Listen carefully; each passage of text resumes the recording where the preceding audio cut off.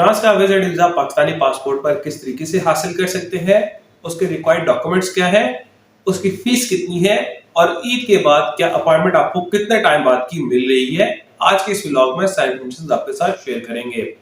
अस्सलाम वालेकुम, welcome to my YouTube channel visa consultant vlogs. Visa consultant vlog साथ मैं हूं आपका दोस्त शास्त्री। अगर अभी तक आपने हमारा यूट्यूब चैनल सब्सक्राइब नहीं किया तो आपसे रिक्वेस्ट है हमारा यूट्यूब चैनल सब्सक्राइब कर लें और साथ में बेल आइकन लाजमी प्रेस कीजिएगा ताकि आने वाले जो भी व्लॉग हो, वीजा इंफॉर्मेशन हो, वो आपके पास टाइम बाय टाइम पहुंच सकें। आज के इस व्लॉग में हम बात करेंगे फ्रांस विजिट वीजा के बारे में, उसके रिक्वायर्ड डॉक्यूमेंट्स क्या हैं, उसकी फीस कितनी है और इसके लिए क्या आपको किसी ड्रॉप बॉक्स में डॉक्यूमेंट सबमिट करवाने पड़ते हैं या आपको एम्बेसी में जाकर डॉक्यूमेंट सबमिट करवाने पड़ते हैं। आज के इस व्लॉग में सारी डिटेल्स आपके साथ शेयर करेंगे। अगर आप फ्रांस का विजिट वीजा हासिल करना चाह रहे हैं और आपको इन्फॉर्मेशन चाहिए तो इस वीडियो को एंड तक देखिएगा ताकि आपको सारी इन्फॉर्मेशन इस वीडियो से मिल सके। फर्स्ट ऑफ ऑल हम बात करते हैं फ्रांस के अपॉइंटमेंट के बारे में कि फ्रांस के अपॉइंटमेंट आप किस तरीके से बुक कर सकते हैं। किसी वेबसाइट पर आपको जाकर बुक करनी पड़ती है या किसी ऑफिस में जाकर अपॉइंटमेंट बुक करते हैं।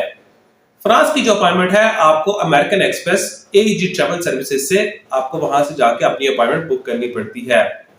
अपॉइंटमेंट बुक करने के लिए आपका पासपोर्ट और आपको ID कार्ड की जरूरत होती है और आप वहां से जाके अपनी अपॉइंटमेंट बुक कर सकते हैं। इसके लिए आपको कोई स्लॉट्स की जरूरत नहीं होती। अपॉइंटमेंट कुछ चार्जेस होते हैं जो आप पेड करते हैं और आपको अपॉइंटमेंट मिल जाती है। अपॉइंटमेंट होने के बाद आपको अपनी सारी फाइल रेडी करके और उसके बाद जब फाइल रेडी होती है तो आपको अपॉइंटमेंट जिस दिन आपकी होती है उस दिन आपको पर्सनल अपीयरेंस पर एम्बेसी जाना पड़ता है। एम्बेसी आप किस तरीके से जाते हैं, शेड्यूल सर्विस के थ्रू आप एम्बेसी जाते हैं और एम्बेसी में जाके आप अपने डॉक्यूमेंट सबमिट करवाते हैं। फाइल जो रेडी करनी होती है उसके डॉक्यूमेंट चाहिए होते हैं। डॉक्यूमेंट्स आपका पासपोर्ट आपका 6 मंथ वैलिड होना चाहिए और एक ब्लैंक पेज होना चाहिए। उसके बाद आप कहते हैं 2 पिक्चर्स व्हाइट बैकग्राउंड के साथ और 6 मंथ से पुरानी पिक्चर एक्सेप्टेबल नहीं होती। 35 by 45 जो एक्सटेंड साइज है। आईडी कार्ड की कॉपी, आईडी कार्ड का फ्रंट और बैक A4 पेज पे प्रिंट होना चाहिए। आपकी FRC, आपकी MRC, अगर आप न्यूली मैरिड हैं तो अपना MRC या निकाह लगा सकते हैं। अगर आप मैरिड नहीं है तो आपको FRC लगानी पड़ती है। उसके बाद आप कहते हैं पासपोर्ट कॉपीज, पासपोर्ट का फर्स्ट पेज, सेकंड पेज और ऑल यूज पेजेस कॉपीज आती हैं। या तो आपको जो वीजा स्टिकर है या इमिग्रेशन नोट की स्टैंप्स लगी हुई है वो सारी आपको कॉपीज करवानी पड़ती हैं। और जहां तक बात है अगर आपका कोई पासपोर्ट लॉस हो चुका हो, अगर आपका कोई पासपोर्ट लॉस हो चुका है तो आपको लॉस की FIR कॉपी साथ में अटैच करनी पड़ती है। अदरवाइज ये कि जो आपको पासपोर्ट लॉस हुआ होता है उसको जब अपना पासपोर्ट रिन्यू करवाते हैं तो सेकंड पेज के ऊपर जो प्रीवियस पासपोर्ट नंबर लिखा होता है उससे आगे अगर पासपोर्ट लॉस लिखा हो तो आपको FIR कॉपी भी साथ में अटैच नहीं करनी पड़ती। उसके बाद आप कहते हैं टैक्स डॉक्यूमेंट जिसमें आपका FPR NTN और लास्ट 2 से 3 साल का आपके टैक्स रिटर्न्स आते हैं। और उसके बाद आपके सोर्स ऑफ इनकम में अगर आप एम्प्लॉय हैं तो एम्प्लॉय के लिए एम्प्लॉयमेंट लेटर, NOC और लास्ट ईयर की सैलरी स्लिप चाहिए होती हैं। और अगर आप गवर्नमेंट एम्प्लॉय हैं तो गवर्नमेंट एम्प्लॉय के लिए एक्स-पाकिस्तान लीव लेटर, NOC और लास्ट ईयर की सैलरी स्लिप्स और गवर्नमेंट एम्प्लॉय कार्ड चाहिए होता है।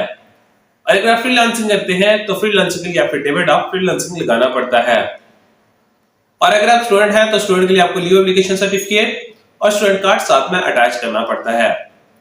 और जहां तक बात है बिजनेसमैन के लिए बिजनेस लेटर साइंस स्टैम्प के साथ, business visiting card, business FPR NTN, business tax returns, business chamber certificate और लास्ट 6 मंथ की बिजनेस की बैकग्राउंड आती है। क्वेश्चन ये होता है कि बिजनेस के जो करते हैं लेटर हेड क्यों चाहिए होता है। लेटर हेड के ऊपर एम्बेसी को जो कवर लेटर रेडी किया जाता है वो आपका लेटर हेड के ऊपर प्रिंट निकाला जाता है। उससे आपका बिजनेस का पता लगता है कि आपका बिजनेस किस नाम से रजिस्टर्ड है। लेटर हेड के ऊपर आपका एक वीजा कवर लेटर रेडी किया जाता है और उसमें उसके ऊपर आपकी स्टैंप लगाई जाती है। बिजनेसमैन के लिए जो कवर लेटर चाहिए होता है वो बिजनेस लेटर हेड पे चाहिए होता है। और जो नॉर्मल अगर कोई एम्प्लॉय है जो फ्रीलांसिंग के लिए जो बंदा वीजा अप्लाई करता है उनका जो वीजा कवर लेटर है वो नॉर्मल रूटीन पे एक व्हाइट पेज के ऊपर उसका प्रिंट निकलता है और सिग्नेचर करके लगा दिया जाता है। और जहां तक बात इसमें क्लोजिंग बैलेंस मैक्सिमम में कितना होना चाहिए, फ्रांस का विजिट वीजा हासिल करने के लिए मिनिमम 8 से 10 लाख आपके अकाउंट में होना चाहिए।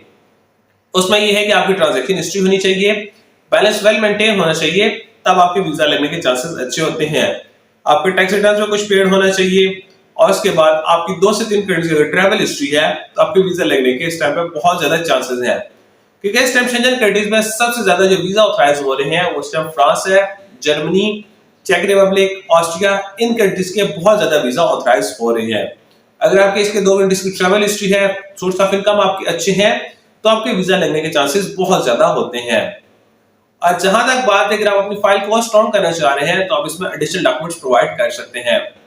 एडिशनल डॉक्यूमेंट्स आप प्रॉपर्टी डॉक्यूमेंट्स प्रोवाइड कर सकते हैं, कोई कमर्शियल, रेजिडेंशियल या एग्रीकल्चर लैंड आप डॉक्यूमेंट्स उनके प्रोवाइड कर सकते हैं।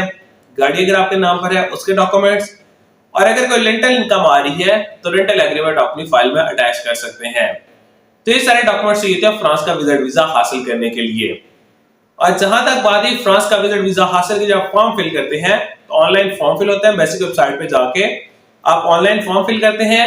ऑनलाइन फॉर्म फिल होने के बाद आप एम्बेसी के सर्वर पे उसको अपलोड करते हैं। फॉर्म अपलोड होने के बाद आप उसको पीडीएफ में प्रिंट करके अपनी फाइल में अटैच करते हैं। Ticket itinerary, hotel booking.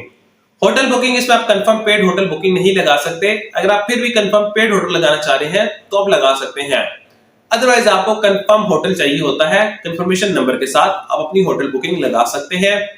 Travel health insurance चाहिए होती है, Covid plus travel health insurance, $30,000 को कवर करने वाली ट्रैवल हेल्थ इंश्योरेंस होनी चाहिए। आपको Covid vaccination card, visa cover letter, ये प्रॉपर सारे डॉक्यूमेंट्स आपको अरेंज करके आप पर्सनल अपीयरेंस पर एम्बेसी जाते हैं। एम्बेसी जाने के लिए आप शटल सर्विस जाते हैं। शटल सर्विस पे आपको पासपोर्ट कॉपी और आईडी कार्ड की कॉपी शटल सर्विस के लिए चाहिए होती है। तो कोशिश करें जब आप यहाँ से डॉक्यूमेंट सबमिट करवाने के लिए जा रहे हो तो साथ में एक एक्स्ट्रा आईडी कार्ड और पासपोर्ट की कॉपी रख लें। शटल सर्विस में क्योंकि रश बहुत ज्यादा होता है और वहां पर बहुत ज्यादा एक्स्ट्रा चार्जेस लिए जाते हैं, तो वहां पर आपको पासपोर्ट कॉपी और आईडी कार्ड की कॉपी चाहिए होती है। और उसके बाद शटल सर्विस से आपको टोकन मिलता है। टोकन लेके आपको पर्सनल अपीयरेंस एम्बेसी जाते हैं। एम्बेसी में आप जाके अपने डॉक्यूमेंट सबमिट करवाते हैं। डॉक्यूमेंट सबमिशन का टाइम कुछ अगर आपसे वहां से इंटरव्यू किया जाता है, उसमें जो इंटरव्यू में क्वेश्चन किए जाते हैं, जो मेन क्वेश्चन आपका होता है आपके सोर्स ऑफ इनकम के बारे में आपसे क्वेश्चन किया जाता है कि आप करते क्या है, जॉब कर रहे हैं, बिजनेस कर रहे हैं। उसमें यह है कि अगर आप बिजनेस कर रहे होते हैं फिर आपको अपने बिजनेस को डिस्क्राइब करना पड़ता है, और अगर आप जॉब कर रहे होते हैं तो आपको अपनी जॉब के बारे में डिस्क्राइब करना होता है। आपकी पोजीशन क्या है, आपकी कंपनी कब से स्टैब्लिश है और किस टाइम से आप इस कंपनी में जॉब कर रहे हैं, आपको उसको डिस्क्राइब करना पड़ता है। और उसके बाद आपके होटल की बुकिंग के मुताबिक क्वेश्चन किया जाता है कि आपके होटल का नेम क्या है, आपका ड्यूरेशन ऑफ स्टे वहां पर कितना है। और ये 2 क्वेश्चन होने के बाद आपसे पूछा जाता है कि आपकी पहले की ट्रैवल हिस्ट्री कोई हो तो ट्रैवल हिस्ट्री के बारे में भी समटाइम क्वेश्चन कर लिया जाता है। बेसिकली जो फ्रांस का एम्बेसी का इंटरव्यू होता है वो आपकी फाइल से रिलेटेड इंटरव्यू होता है। आपकी फाइल सबमिट हो रही होती है उसी में से आपसे क्वेश्चन किए जाते हैं, इंटरव्यू होता है। इंटरव्यू होने के बाद आपकी वहां पर फाइल सबमिट कर ली जाती है। फाइल सबमिट होने के टाइम आपको वहां पर फीस पेड करनी पड़ती है। 80 यूरो एम्बेसी की फी होती है जो वहां पर आपको पेड करनी पड़ती है। आपने फीस सबमिट करवाई होती है, उसकी स्लिप आपको मिल जाती है। स्लिप मिलने के बाद आपको जो पासपोर्ट है उसका प्रोसेसिंग टाइम है, इस टाइम पे मिनिमम जो प्रोसेसिंग टाइम है 3 to 4 वीक्स इसका नॉर्मल प्रोसेसिंग टाइम है, और 10 to 15 डेज के अंदर आजकल फ्रांस एम्बेसी का डिसीजन होके आपको पासपोर्ट मिल जाता है। लेकिन फिर ये है कि बहुत सारे लोग अपॉइंटमेंट लेके उसमें जो प्रोसेसिंग टाइम है वो सोचते हैं कि प्रोसेसिंग टाइम कम है तो 15 से 20 दिन बाद की अपनी ट्रैवल डेट उसमें ऐड कर लेते हैं। तो ऐसा नहीं है, इसमें एम्बेसी डॉक्यूमेंट्स एक्सेप्ट नहीं करती। डॉक्यूमेंट्स एक्सेप्ट करने के लिए आपको एम्बेसी को जो प्रोसेसिंग टाइम है आपको पूरा प्रोसेसिंग टाइम देना पड़ता है। चाहे इसमें एम्बेसी आपको 2 दिन में पासपोर्ट वापस कर दे, चाहे 10 दिन में वापस कर दे, वो एम्बेसी का डिसीजन होता है। नॉर्मल 4 वीक्स के बाद की अपनी ट्रैवलिंग डेट उसमें ऐड कर सकते हैं। तो इस प्रोसीजर को फॉलो करके आप फ्रांस का विजिट वीजा पाकिस्तानी पासपोर्ट पर हासिल कर सकते हैं। तो हमने सोचा एक वीडियो बना के अपने व्यूअर्स को ये बता दें कि किस तरीके से आप फ्रांस का विजिट वीजा पाकिस्तानी पासपोर्ट पर हासिल कर सकते हैं, उसका प्रोसेसिंग टाइम कितना है, वीजा फी और आजकल वीजा रेशो कैसी है। और आखिर में आप हमें कमेंट सेक्शन में अपनी राय के बारे में जरूर कीजिएगा कि नेक्स्ट हम किस कंट्री के विजिट वीजा, वर्क वीजा या अपॉइंटमेंट के बारे में आपके साथ इंफॉर्मेशन शेयर करें। या तो स्क्रीन पर दिए कांटेक्ट नंबर पर आप हमारे साथ राब्ता कर सकते हैं, अदरवाइज आप हमारे ऑफिस विजिट कर सकते हैं। Kamal express and holdings private limited, Islamabad D Chowk हमारा ऑफिस है, तो आप हमारे ऑफिस विजिट कर सकते हैं ताकि हम आपको ट्रैवल से रिलेटेड सर्विस प्रोवाइड कर सकें। Thank you so much.